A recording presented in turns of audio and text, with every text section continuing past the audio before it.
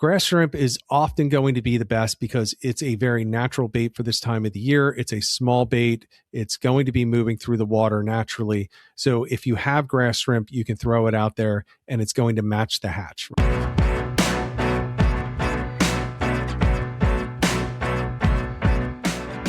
Hello and welcome to the Fat Dad Fishing Show. My name's Rich Natoli, your regular host. Back with a solo show this week, and this is one that's, I guess you could say, it's one of those alternative fisheries that we have in the Mid-Atlantic and Northeast. We're going to talk about white perch, and it's a great time of the year to be out for them. And you know what? I don't understand why more people don't go for them. A lot of people think of it as just a winter fish, and they only fish for them when they can't fish for other things. And I got to tell you, if that's your tactic, I think you're dead wrong. And if you've never tried for them, I think you're missing out. It's a great fish to be targeting, and going to dive into that tonight, go through some details on how to target them. Spring is a great time to be out on the water for them. Yes, I know there's striped bass swimming around. You may, I don't know, maybe you prefer them, maybe not. But it's worth going out and giving them a shot because it's a lot of fun. If it's your first time here, I want to let everyone know, please, if it's the first time checking out the show, either on YouTube or on the podcast, if you enjoy it at all, please follow, like, share.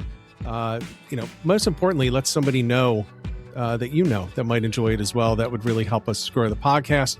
And with that, we're going to jump into the sponsors and then jump into the content. It's not going to be a huge, long show today, but just going to be hitting on some key points for people that really want to get on the water for these fish. All right, we'll start off with our number one sponsor, the top guy, Paul, Great Bay Outfitters on Radio Road in Tuckerton, New Jersey. I say the same thing all the time, but it's worth repeating when we're talking about Great Bay. You will not find a better place to outfit your kayak or to get a new kayak than Great Bay Outfitters. If you have to travel. I'm telling you right now, you want to travel. You can get on the water demos of all the new models. He has Old Town, he has Native, Crescent. He has got a bunch of consignment kayaks as well. So used kayaks, you can also try those out on the water. One of the cool things is if you're thinking about powering a kayak, they do it all. So they'll install everything for you. If you want to put, just electronics, that's fine. If you want to put electronics and, one of these electric motors on there, that's fine. He can do it. They can do it all. So if you want to outfit your kayak the right way, head down to Radio Road in Tuckerton. Tell Paul I said hi. It's been way too long since I've been there. Next one is Quad Stay Tune. Kevin Driscoll is the guy that you want to reach out to if you have a Toyota truck. So you're talking like the Tundra, the 4Runner, especially the Gen 3 Tacomas that have kind of like a gear hunting issue when you're on the highway where it doesn't quite feel like it's in the right gear. These engine tunes will actually get you in the right gear, get you more torque, get you more horsepower, better gas mileage, better performance overall. If you're hauling a boat, you should probably look into this if you have a Toyota. Also, the Lexus 460 and 470. This also works on there. If you're not sure if you need it, just reach out to Kevin, give him a call and talk to him. He'll walk you through whether or not it's appropriate or not, whether it can solve what you're looking to solve or not. His number is 484-633-5975. And then I'm your last sponsor. I do real estate, folks. Southeastern Pennsylvania, primarily residential, some light commercial, but that's not really where I spend most of my time. So if you or somebody you know is looking to buy, sell, or invest in real estate in Southeastern Pennsylvania, reach out. I do work at Weichert Realtors Cornerstone, mainly out of Bluebell, Pennsylvania, but also out of Collegeville. You could also say Doylestown, Westchester. I'm all over the place. So reach out to me. My number is in the front of the show for those that are listening on the podcast, 267-270-1145. You can also use that number to text me fish pics. I'm getting a bunch. I got one right before, a really cool side scan image from Steve. He's in the chat right now from Steve, and he sent it to me. He's been sending me his updates on his white perch this weekend. He did pretty well. He thinks he could have done better though. So maybe we can go through some stuff today that can help him out. So with that said, we're going to jump right in. We're going to talk about white perch. And for those of you that are not aware of what it is, this is one of those fish that can exist kind of like the striped bass. It can be fresh water. It can be salt water, but the difference is they're not going to be out in the open ocean. So they're not going to be in the pure salt for any long period of time. They prefer not to be. I'm pretty sure to kill them, but they will be in the tidal rivers. So the tidal rivers is where you want to look for them. They are very easy to catch once you find where they are. So for me, when I'm going out and I'm fishing for these white perch, the whole idea is to find the school. If you find the school, you're basically guaranteed to be hooking into multiple fish on that trip and fairly quickly once you find the school. Now, it doesn't mean that you can sit on one school all day. They do move. They do relocate throughout the day, but once you find them, you can be pretty sure that you're going to be on them for a little bit. They are a great eating fish. Now, they're small, right? They're smaller than, you're not pulling out 30 inchers. But man, they are really good. It's a really sweet white fillet that's on them. So if you don't mind cleaning a few fish at the end of the day, you're going to have some great fish tacos that night. And it's definitely worth the time on the water to look for them. What's interesting about it is where you can find them and the tactics that you use for them. And I'm going to go into all of that in detail. Going to talk a little bit about, not just where to find them, but what baits, what lures work. If you're a lure fisherman, if you're a fly fisherman, I'll throw a couple of flies out there. That'll work. We'll talk about how they move a little bit throughout the seasons because it does vary according to the time of year. And spring just happens to be one of the best times of year for them. And a lot of people miss it because they're focused on striped bass, and you don't have to be. You can do both actually in the same day. You can do both in very, very similar spots, although you want some varied tackle there. You don't necessarily want to be using your striper gear for perch and vice versa. And then we'll talk a little bit about, I get this question a lot. Actually, I think I've had at least a half a dozen texts since Friday. I guess with the weather turning better, people decided they were going to hit the water and got requests for, well, where should I go? So I did, full disclosure, I did send some very specific spots to some people, but generally speaking, they're like, dude, I don't even know what rivers to hit. So I do have some rivers that I'll share with you for, I have New York, New Jersey, Maryland, and even Pennsylvania.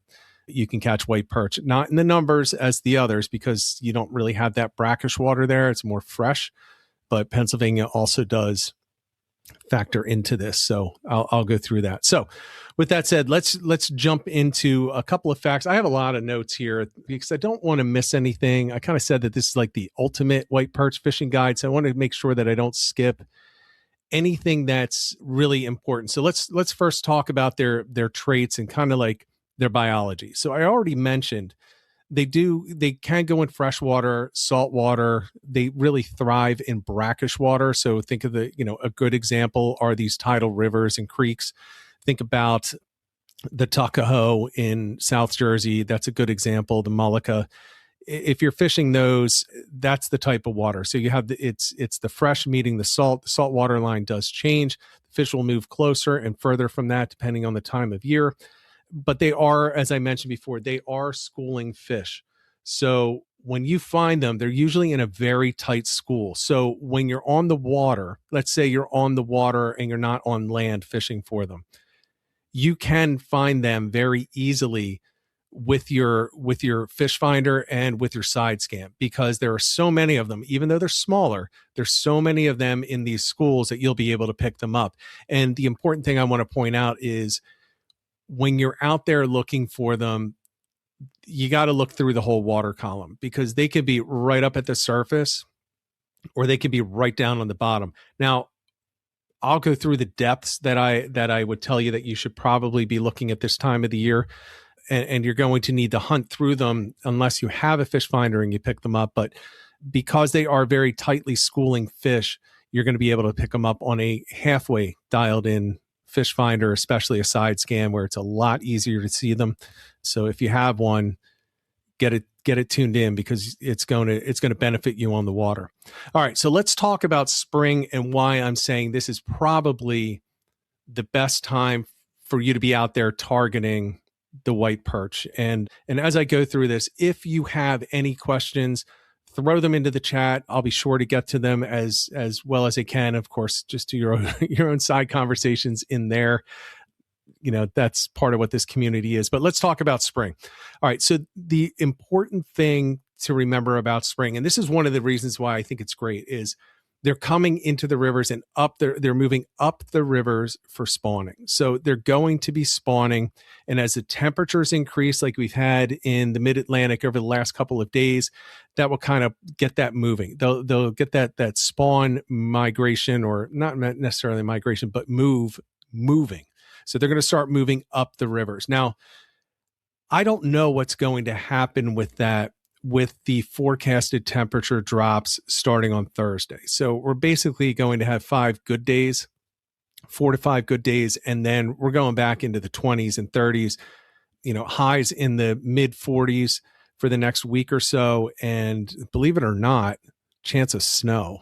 I don't even want to talk about that, but a chance of snow. But with all that said, they are starting to move upriver to spawn as these temperatures have started to increase. It's kicked them off. I do have verification of that from many of you that have texted me or even called me over the past few days. They're starting to move up. And so away from the salt lines and further up into the fresh water.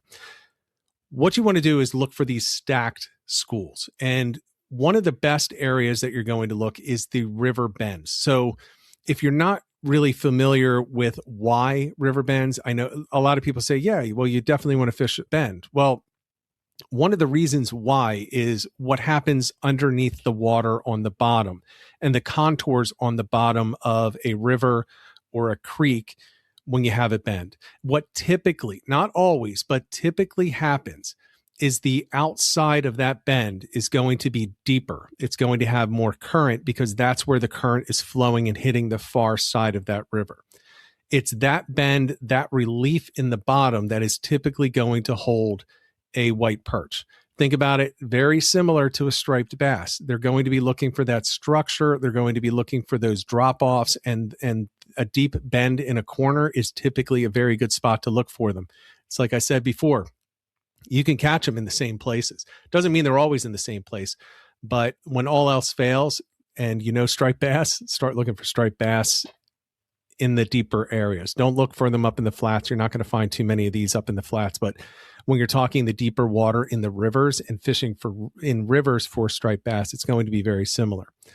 Look for deep staging holes in these rivers. Now, right now, if they haven't pushed up, you will often find them closer to the salt line, so further downriver, staging in deeper holes. Now, deeper holes doesn't necessarily mean 50 feet, and some of these rivers do have 50 feet, but look for holes that are deeper than the surrounding area. So if you have basically an area that is 8 to 12 feet, you're going to need to look down into maybe the 15 to 20 foot if you can find a hole. They will often sit in that hole, not necessarily on the bottom, but below that contour out of that main current. So the current is kind of coming over them and then sweeping down underneath them. So look for those deep staging holes before they start moving up those rivers and up those creeks. And as you're coming up these rivers, this is by far my favorite spot to look for them. It's the creek mouths. So where you have the convergence of two different flows of water into one area, and where that hits, that's typically where you're going to find these fish. They're very aggressive feeders. They're very aggressive. They're very, man, they're kind of like a striped bass when they're feeding. I mean, they'll just keep feeding and feeding and feeding until they blow out an entire area. So when you can find the confluence of two currents coming together, you get all of the bait, all of the forage that's washing out of the creek, meeting with what's coming down in the current from the river. It gets mixed in those eddies and where those currents converge, and that's a good spot to start looking for them. I'll go more into that in a little bit. Now, as we go into summer, it changes a bit. Now, once you hit summer, you're still going to have the things like the river bends and everything like that. But this is where I start looking more towards, and I'm probably one of the few that actually fishes for them year round. This is where I start to look more at the structure. So more similar to a resident striped bass. I'm looking at docks. I am looking at more shallow areas at that time, like riprap. And you can find some of that in some of these backwaters in South Jersey. You don't necessarily have as much of it in Northern Jersey or New York, but you can find it. Maryland, it's all over the place. So start looking for areas that have some riprap, some rocks where the currents are coming around a structure, and look for, in the hottest days of summer, look for those shaded shorelines. They're going to be looking for some cover. They're just like any other fish. So they're not going to want to heat up and bake in the 95-degree weather. They're going to be looking for an area that's going to give them some relief and some shade. So if you can find that, that's definitely worth looking at. And then we get into the fall and the winter. I'm just going to do a whole different show for that. It's very similar. There are some differences, but we're not going to go into that because we're a long way from fall and winter. And we are absolutely in the spring pattern right now throughout the entire mid-Atlantic. So let's just focus on that for right now. All right. So let's go into the structure and locations. I've already talked about some of them. The river bends and the deep holes. I want to go into a little bit more detail on that. And I'm going to kind of go into things that I've talked about in other shows, and let's get into kind of how the water moves and what this means for these fish. So we're looking at basically these structures like the river bends, and we're looking at how the water is traveling, how the currents are moving. Now, keep in mind, again, these are predator fish that are ambush predators. They're not like a tuna that's out there cruising around looking for their food. They're finding a place where they can school up, they can hang in an area, and the bait will come to them. They're like most other fish, many other fish that we target inshore. They want the bait to come to them, and then they'll chase it once it comes into view and it gets close enough to them. It reduces their calorie expenditure. It makes it a much more productive meal for them. So think about the way that a river bend is set up, or even a deep hole. As the current is coming, let's say downriver, you're going to have it coming through this deeper drop off. And often on the river bend, if you can just visualize it, and I can only use my hand here on the stream for those that are listening on the audio only, I'll do my best. Think of it as the shape of a C. So the water is coming down from top to bottom, and it's coming around that sea, and you had the deeper area on the outside along that outside bank. What you have then by default is the shallower area on the inside.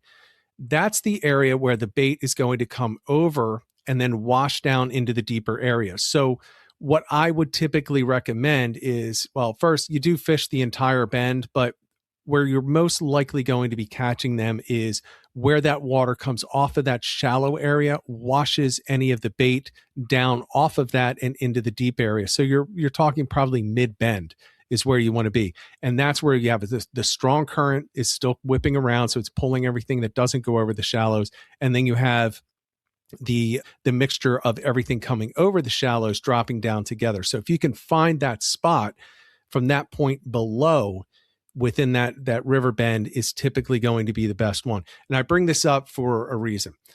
River bends come in all shapes and sizes. Some of them can be a half a mile long. Some of them can just be a matter of 30 or 40 yards. And the bigger it is, the more difficult time you're going to have with this because it's just a lot of territory. So always look for an area where you can kind of, funnel them into one area. So you can assume that they're going to be in one spot over another. I'm always looking for the tightest bends possible. That's typically where I do best.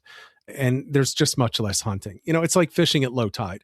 When it's low tide or it's lower tide, it's much easier to find where the fish are because there are so many places that become inhospitable to them. So they have to move. So you just move to places that are going to remain really comfortable for them. And it kind of cuts down on the difficulty that you have. So think about that with the river bends.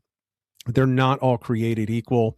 And if you find one that just doesn't have a lot of a drop, I would move to another one where you get maybe some narrowing of the river and try to find one where you can kind of dial it in a little bit more. It's much easier to find them if you can do that. Now think about structures, the dock pilings and the bridges. Now I don't talk about that for right now in the spring. However, you can still catch them there. It's just not, I just didn't talk about it a lot because for the spring, because it's not the first place that I go. But you think let's say you're dropping into the Tuckahoe, and there's a bridge right up in the Tuckahoe. You may want to fish that bridge. Think about the way that the water moves off of that, fishing the eddies behind it. So again, it's similar to if there's rocks in the water, it's similar to the riprap. The water's going to hit that. It's going to accelerate around the structure and then it's going to have less current on the inside. So if you can get behind a big piling, you will often find the perch that are kind of settled in a tight school, again, inside that eddy in the slower moving water. And basically what they're doing, they actually could be facing downstream at that point, even though the prevailing current is coming from upstream, because that eddy will then actually turn the water around and it will come back in the opposite direction. It makes it a little bit more difficult to fish if you're using artificials, but that's one of the times where you would see me on the water with an artificial casting down current and bringing it up, because then it's coming into the face. Otherwise, I'm going up current and bringing and retrieving with the current. I talk often fishing for fluke off a bridge, and I say you cast it up current and then you just kind of bring it down with the current very slowly. Excuse me, very slowly, bounce it off the bottom. It's the opposite when you're on the other side of the bridge and you're fishing the down current side and you're fishing an eddy. Keep it in mind, because it could be the difference between catching fish and not catching fish, even if they're there. If you're coming from upstream, downstream within an eddy, you're often coming up by their tails. So by the time they see it, it's going past them, and they may or may not want to go after it. It won't look natural because the other bait is coming the other direction. And they may just opt to wait for something coming towards them that they already see and just let your lure or your bait go by as you retrieve it in that direction. So just a little tip there that should help you in order to catch more of them. All right, so let's talk about the water depth. The water depth at this time of the year in the early spring, I'm typically looking up to about 12, maybe 15 feet max. Keep in mind the temperatures of the water and the temperature outside, and especially the sun. So when you have days like today, in much of the mid-Atlantic, where we had a lot of sun, they're going to tend to push into shallower water because it is more comfortable. It's going to heat up faster than the deep water. If the temperatures are low and they're very cold, they will typically stay deeper because they get a more consistent temperature down there. If you have a 30-degree wind and you have 38-degree water, they're going to stay down lower because they don't want that 30-degree exchange in temperature at the top. It's going to be colder at the top than it is at the bottom. So they'll often opt for the more consistent temperature down deep around that 15-foot area. So it's really you really have to prepare for it ahead of time. If it's going to be a hot day or a warming day with a lot of sun, you really need to get on that water prepared to go shallow. And when I say shallow, that's where, 3 feet could work.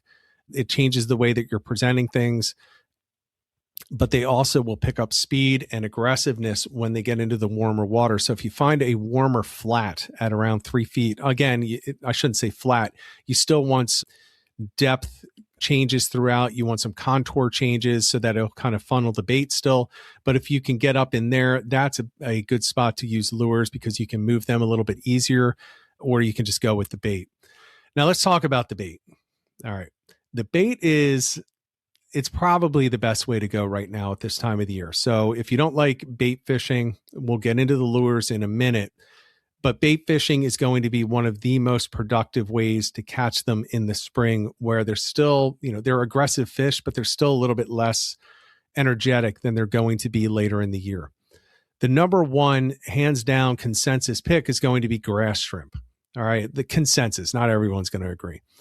Grass shrimp is often going to be the best because it's a very natural bait for this time of the year. It's a small bait. It's going to be moving through the water naturally. So if you have grass shrimp, you can throw it out there and it's going to match the hatch, right? So the best way to do it is you simply take the grass shrimp and put it on a small hook. That's it. Just a small hook. I use a top and bottom. It's very similar to a fluke setup. So I actually do it a little bit differently. I have a weight on the bottom. I have about 6 inches above that, I'll have one hook. And then about 12 inches to 18 inches above that, I'll have another one. You can do 3, you can do 4 if you want. You can certainly handle, as long as you don't have the tiniest of rods, you can handle multiple hookups at one time. And quite often you will get double headers on these when you're fishing for them with grass shrimp or one of these other naturals. I want to mention though, if you're doing this, make sure you have the hooks that are appropriate for this species. In other words, don't go out with a striped bass size hook for white perch that is not a circle hook, because if you get caught, they're just going to look at you and say, no, you got a 3/0 hook here and you've got a natural bait on it and it's not a circle hook. You're going for striped bass. They're probably not going to believe you, because these white perch are not going to be eating a 3/0 hook typically. So make sure you keep that in mind. But I don't use circle hooks when I'm fishing for white perch. And I don't know that I've ever gut hooked one. So I don't know. I guess you can gut hook them, but I never have. So grass shrimp is number one. Number two, it pains me to say, is going to be bloodworms. And it pains me to say it because they're just so damn expensive. But they are a great bait to use. And I'm going to throw in here the alternative to the bloodworms, and that's the fish bites. Fish bites are meant to mimic bloodworms. And when I was with Salt Strong, I did a test where I compared the two. And I would have one of each on the line, and then I would have one rod just with bloodworms, one just with the fish bites. They literally produce the same. I did get what I could recognize as larger fish on the bloodworms, but just as many, if not more, fish on the fish bites. So you can always do that. It's a lot less expensive. You can still get a lot of action. You can still get a lot of really good fish. I really couldn't say that there was a good, compelling reason for me to feel like I needed to go out and buy bloodworms ever again when going for white perch and using baits. I just don't recommend doing it because of the cost. If cost doesn't matter to you, yeah, go with the bloodworms. But if it does matter, there's no reason that you need to. All right, next one, small minnows. A lot of people overlook this. Now they have to be small. If you take a look at a white perch, they don't have the biggest of mouths. They're not like a striped bass. So small minnows and shiners are going to work, especially if they're live. They're outstanding. It's an outstanding bait. Night crawlers are always going to be good. Regular earthworms are going to be good. And keep in mind, even with the bloodworms, you don't need the whole thing on there. It's not like a blood ball that you're making for striped bass. All you need is enough to cover the shank of the hook. It doesn't need to come off of the hook more than, a quarter of an inch. So you're not trailing anything behind it. You're literally catching them on the scent and the vision of it, not the action. So save yourself a lot of money and cut those bloodworms short. If you're going to, I thread them on. So I don't put them through the side or anything. I thread them straight down the middle and pull it out just like I'm baiting up a soft plastic. And then I cut it as close as I can to where the hook is rounding at the bottom of the shank. So there's very, very little hanging off. You can often catch multiple fish, maybe 2, maybe 3 fish on just baiting it once. So you could do that also with the night crawlers. Just don't overuse the bait. There's no need to do it. It's just a waste. The other one is regular shrimp. And actually I got this, Steven actually sent this to me, and it's something that I have noticed. When you can't get grass shrimp, just use regular shrimp, but just use little pieces. Again, you don't need to use the whole thing. Just cut little pieces, just enough to get over the shank of the hook. It doesn't have to be all the way up near the barb or anything, just enough for them just to bite the hook. Once they bite the hook, you're going to hook them easily. It works perfectly. I use raw. I don't know if anyone uses cooked shrimp. I use raw shrimp when I use regular shrimp. But again, I am going in this order. I am going the grass shrimp, the bloodworms, or the fish bites, small minnows, night crawlers. And the only reason I'm putting night crawlers down lower is because I'm typically fishing much closer to the salt. So I don't know. It's just not natural for me to be using night crawlers, but I will. If I can't hit a bait shop, or I don't want to spend, as I'm seeing from Tim in the chat, $15 for a half dozen. Yeah, I'll just go grab some night crawlers. And then after that, I'm going to use the regular shrimp kind of as the backup. I do want to mention, okay, there's a question in here from Tim. And by the way, Tim, thank you for signing up for a subscription to the to the YouTube channel. I appreciate that. Do sabiki rigs work? I have not had any luck with sabiki rigs. I don't know. I would think they should work. I have not had luck with them. Somebody could say they work awesome, and I wouldn't argue with them. I honestly don't know. I I thought that they would. I used them just, I think, once in the past 4 years, and I don't remember catching anything on it. They work great for spot. I don't know why they wouldn't work for the white perch, but I wouldn't do it. I wouldn't, or at least I wouldn't start there. Yeah, I just wouldn't. All right, let's see the next comment in there. Yeah, here's a good comment. Great Bay Outfitters. Grass shrimp is great. Had to refinance my house because it's like $312 for a pint right now. Yep. And that's the problem, right? I mean, that's the problem where you could just pick up for $6 the fish bites and it's going to work. You know, I don't know. I don't know. It's just so expensive, but it is a great bait. The bloodworms are great. The grass shrimp is great. They're expensive. I think that's why some of the people are using the regular shrimp now. But again, just go with the fish bites. Next question, Joseph Kiley, can you tell us what your preferred method of hooking your shrimp on the hook? I think I did that, but in case it wasn't clear, when I'm hooking the shrimp, first of all, I only want to cover the shank when I'm going for white perch. And this is one of the few fish that I will say that about. I only want to cover the shank of the hook. I don't want to bury the barb in it. I don't want to do anything to have it hanging off so that it can get picked off. And I want to have it kind of like a slim profile. So when I'm doing it, I'm probably cutting the shrimp vertically and making strips out of it and then threading that strip onto the hook. And that's it. Now, when you have to do that, if they're larger shrimp, they do come off quicker. But, you know, getting a whole bunch of frozen raw shrimp from the grocery store is a lot cheaper than going out and getting grass shrimp. So it's a sacrifice I'm willing to make. I do want to bring up this comment from Jeff. Fish bites hold up well too. Yeah, I didn't mention that. So fish bites, if you haven't used them, it's like this, it looks like bubble gum, like a little bubble gum strip, really thin. And inside is mesh. And the mesh is what really makes it hold up well, because this bubble gum like covering this, and it is pink like bubble gum. It's kind of in the mesh. So as it sits in the water and it starts to dissolve, it's being held together by the mesh. And on top of that, your hook is going through the mesh. So they can't pull it off.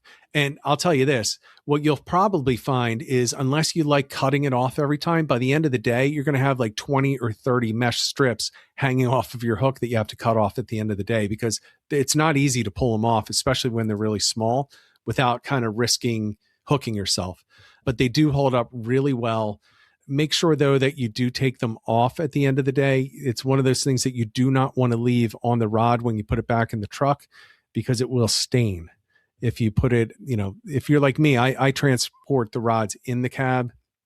And if you leave it on there and it touches while it's wet, the seat, it can stain the seat. And unless you want to have pink seats, you probably don't want to do that. I luckily have never done it, at least not to my own car. I did it to my dad's car way back in the day. But yeah, and that was leather. So he was not happy. I don't know if he ever figured out exactly what caused it, but it was me. It was me and the fish bites. All right, let's go into the simple way to go out for them. If you've never gone out, all you need is something really light. A lot of people will use a freshwater trout rod and setup, and that is absolutely adequate. It actually gives you a great fight for these fish. They will fight if you have the right gear. It'll feel like a fun fight for you. So I would recommend doing that. If you want to step it up, do no more than freshwater bass gear. You don't need your saltwater stuff. The only concern that you would have is if you hook into a striped bass and you can't land it, then you might end up getting spooled, or you might end up having to cut that line off. If you have a bad rod or a drag set too tight, you might snap the rod. But I go really light, and I actually use The brand and the type of rod that I hate the most in the world, I use often an ugly stick trout rod when I'm fishing for white perch. I use up to 6 pound test. And I just, like I said, I use that dropper loop method and I put the hooks on there. It's usually like, I think it's a number 1 bait holder hook. Bait holder really works well when you're trying to keep these baits on. So bait holder hooks, number 1, I think is what I use. And then just a small enough sinker to keep it vertical. So when I'm fishing for these with bait, I am vertical fishing for them. I'm not casting out typically for them. I am going over the side of the kayak or the boat, and I'm going straight up and down. And I only want enough weight on the bottom to keep me relatively vertical in the current. Now, typically I'm drifting with the current, so it's not a big deal. But if you have a lot of, you're going down 20 feet, you might not be able to get away with a 1/4 ounce weight. You might need a 1/2 ounce weight or something like that. But go as light as you can. Remember, you're going to have the weight on the bottom and the hooks above. So you're going to feel all of those hits. So the weight really isn't going to interfere with that. You don't have to worry about it being too heavy to feel the bite. You're always going to feel the bite. All right. So here's a couple of tips. When you're fishing for them and you want to go deep, what I will typically do is just go right off the bottom. And I will go about 2 to 4 feet and I will fish it kind of in reverse of what you might do when you're fishing for sheep's head. I don't start at the top of the column. I start at the bottom of the column. I will drop it down till it hits bottom and I'll bring it up a few inches and just kind of jig it in there. And you do jig it. You don't have to, but it definitely works better when you jig. That was another test I did. Just a dead stick will absolutely catch. But when you're moving it, it just works that much better. I think part of it might be that it helps get the scent out into the water. And then when they come in and they can actually see it, then it triggers that bite. But you can catch them either way, but definitely want to jig it. Start right off the bottom and then just slowly bring it up from there. If you go 10 to 15 minutes in a spot and you're not getting anything, move. Don't stick around. Don't wait for them. Like I said, they're very tightly packed. They're not these big schools that stretch over 40, 50 yards. No, they're going to be in tight to each other. So if you're not on them, you're not on them. So either look on the fish finder and see if you can find them with a side scan maybe, or just move to another spot that you think is going to be promising, unless you just want to sit and wait it out. If they're not biting, they're probably not there. You can usually get at least one to bite when you identify a school. So that's one thing that I'll say. The other thing that I'll say is this: when you're bait fishing, bring a bobber. It sounds stupid. You feel like a little kid throwing in a pond. A bobber really helps when you find the depth that they're at. So let's say, and I do this quite often. Let's say you're out there and I'm in a kayak and I'm tossing around myself and I find something. I'm in this big area. It's maybe 15 feet deep. And I find that I'm catching them at 6 feet, but I can't really hold right on top of them. So I kind of let myself drift off to the side. And now I want to cast to them. Well, I still need it to be down 6 feet. So that's where the bobber comes in. You just put the bobber on 6 feet above, toss it out and upstream, up current, and let it drift down through there. Jig it along the way, almost like a popping cork, but not, you're not popping it like a popping cork, but you can still jig it and get some action on it. That'll keep it at about 6 feet down, and you can fish that entire column that entire way. It's very easy to do it that way. You may feel stupid using those dumb red and white bobbers. I always do for some reason, but it works. It works really well. So if you have bobbers, bring a bobber. And once you find that depth, just lock it in with the bobber. Now you don't have to stay right on top. You can cast to them. You can cast around yourself and you can still hit that depth with the bait. All right. Let me see if I missed any questions. All right. So Paul is saying forward-facing sonar is a game changer when scouting for perch. Yeah. So forward-facing, if you got the money, yeah. I mean, it's really gonna make the difference. I do not have one on my kayak. As a matter of fact, I'm thinking of selling my kayak because I'm gonna have to get a different one this year, I think. So I'm definitely not putting one on this kayak, maybe the next one, but forward-facing sonar absolutely would be a game changer. And by the way, Paul, just by chance, can install it for you. He can sell it to you and install it for you. All right, let's talk about the artificial lures. I use artificial lures typically when I'm fishing for white perch. Just to tell you my story, the little bit of lure of Rich. When I'm fishing down in the Chesapeake for white perch, I am typically using artificials. I'm using, again, a lot of freshwater stuff. So inline spinners, a size 0 to a size 2. So what you would use for trout, I'm using those. I'm going right up against the rock piles. I'm going right up against riprap. I'm looking for the structure. And man, if you've never fished like the Y River as an example, and you want to go for white perch, it's insanity. I mean, you could just get exhausted fishing for them in there pretty much at any time of the year.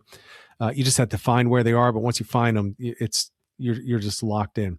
Slow retrieves in the spring, slower than you would in the summer, along and near the structure. If you want to use a jig, you're looking at something that's really small for saltwater, but average for freshwater. So something that's like 1/32 to 1/16 of an ounce, and then you're putting just a very small soft plastic on there. In this case, if you're not using a worm or a grub on there, you're going to mimic the small minnows that I talked about earlier. So the smaller, the better. So you're talking like 2-inch is going to be a decent size, 1.5 inch. Those are going to be perfect sizes for them. Let's see, fly fishing. Okay, yeah. So I wrote down a couple of things, and I realized that most of you don't fly fish, and I realized that even fewer of you fly fish in fresh water, and you definitely want to use your freshwater gear for this.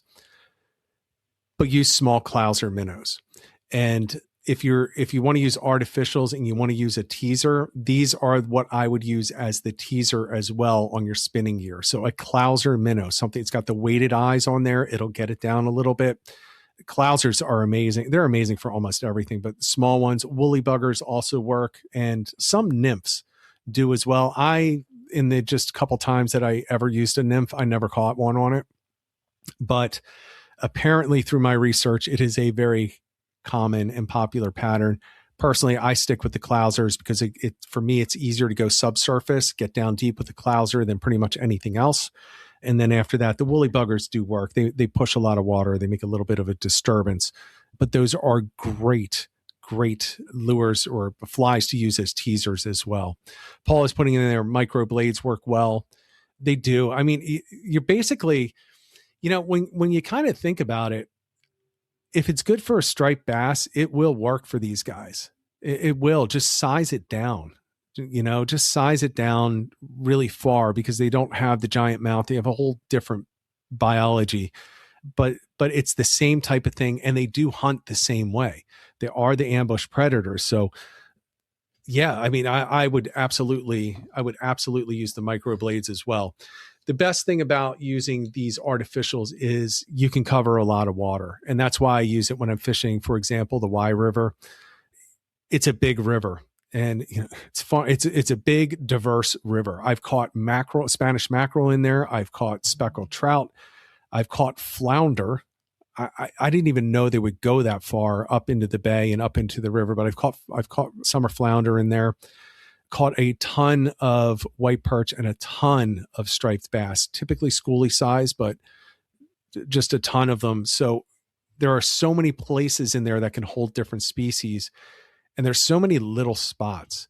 So having the artificials, it makes it easier to cover a lot of territory quickly. And that's what I use it for, basically for searching it out. And then when I find them, I may switch over to a multi-hook bait setup. All right, a couple of things that you can do. Again, I mentioned, if you're not catching them and you think they're there, I'd go 10, 15 minutes and just move. This is not a fish that you have to sit and wait for all day. It's not like you're shark fishing. You're trying to draw them in from all over. No, seek them out. If they're not biting, move on. Chumming. If you can afford the grass shrimp, it is a great chum to put out in the water. I don't do it. There's something that I can't get into chumming unless it's for shark, but it does work. And once it does work, I mean, you're going to be on fish. You're going to have school after school coming in on top of each other. I don't think it's necessary in most cases. I would save the chumming for the shark and for winter flounder personally. Oh, and by the way, I'm trying to get and winter flounder guest coming up for those that are interested. I already mentioned this, but adjust your depth. So go to the bottom, then go to midwater in the column, and then go up looking for the suspended fish. You're most likely going to find them at mid column or below, but you need to fish the entire column, because you can absolutely be in one spot fishing the bottom and mid column, catch nothing, and then find out that if you just fish 3 feet, you're going to catch a ton of them. If you don't have a fish finder, you may never know that you missed them just because you were going too deep. So don't ever assume that you have to go down to the bottom. All right. And then the last thing that I want to go through is what I promised I would do for those that reach out and ask where they can go.